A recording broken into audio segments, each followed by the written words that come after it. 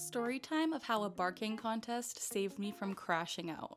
And you're probably wondering, what's a barking contest? It's exactly what it sounds like. It's people barking to see who barks the best. And if you've never come across my videos before, this is gonna be like, huh? What the heck are you talking about? So if you are new here, my name is Carly and I have Tourette syndrome.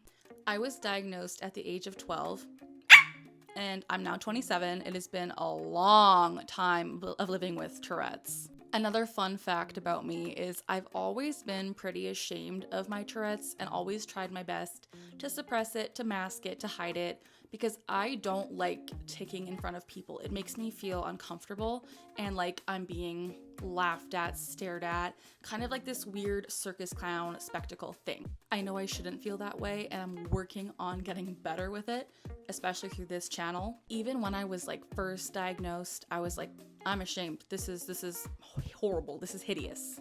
So I believe it was a few summers after I was first diagnosed. I know I was in my teenage years, so this might have been when I was 14, 15.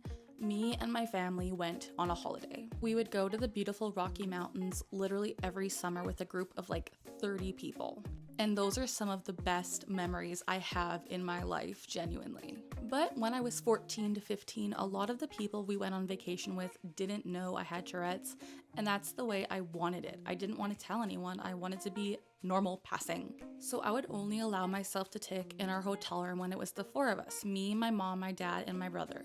I would only tick around them, and I wouldn't tick when we gathered with the group. I would be quiet, still, normal looking. And I was pretty good at suppressing my tics, but there were some times I just couldn't. One of my first ever vocal tics was a barking tic, like that. And when I talk about it, I do it, so don't fake claim me. And that tic for me was so hard to stifle and suppress. And there was one day we gathered as a group and I was like, to my dad, I was like, oh my gosh, I'm gonna bark or I'm literally gonna have a panic attack. Like, I don't wanna bark, like help, I don't know what to do. Looking back, it's crazy how far I went to not let people know I had Tourette's, but I was like shaking. I was like, I gotta bark. So what does my dad do? He draws the attention of everyone in the room and says, hey everyone, let's have a barking contest. And I was like, what? He starts barking like a deep, rough bark, and I'm like, this is my chance. And a lot of the adults and kids started barking. It was like, what?